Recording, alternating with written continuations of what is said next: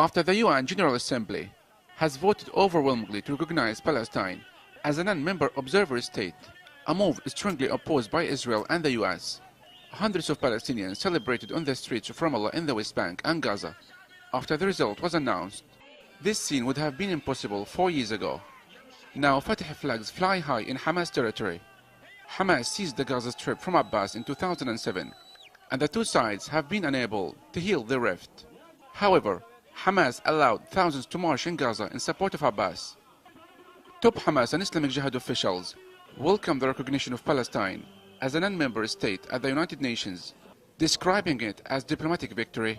We have victory in Gaza 2 weeks ago, and we have victory in the United Nations yesterday.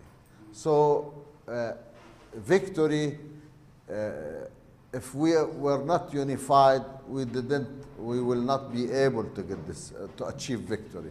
So victory needs unity, and I feel that unity happened on the ground, and it will happen shortly at the political level. Hamas had previously opposed the move, as it has always sensitive to public opinion. Now it has shifted from criticizing the plan to saying they would not stand in the way.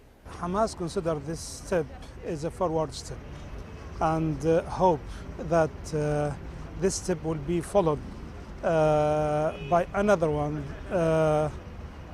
means that Palestine should have a complete membership in the United Nations, since an observer, member is not enough. According to what we see at the moment, yes, there is a big opportunity that this reconciliation might be merged completely, since this was declared by Abbas and also by Hamas.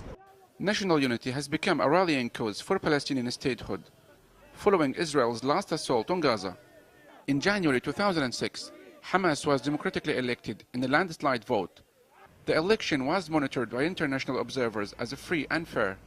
However, Israel and the US refused to accept Hamas as the governing force in Gaza, imposing international sanctions, a siege, and turning Fatah, the ruling government in the West Bank, against Hamas. Immediately, violence broke out between the two main rival factions, leaving both sides divided. The statehood vote at the UN, which came just days after more than 170 Palestinians were killed in an Israeli-led attack on the Gaza Strip, has brought both sides closer.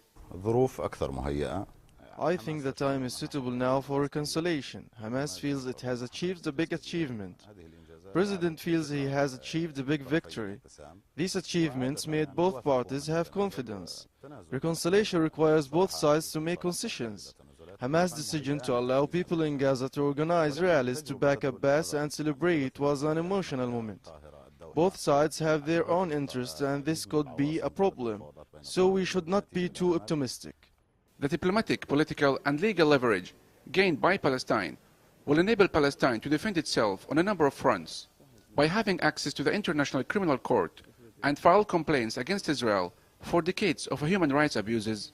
Israel and the US condemned the UN bid, saying the only route to statehood for the Palestinians is via a peace agreement made in direct talks with Israel. But Palestinians say it's not for any country to get the Palestinians to relinquish their rights. Yusuf Al-Hilo, reporting for The Real News, Gaza City.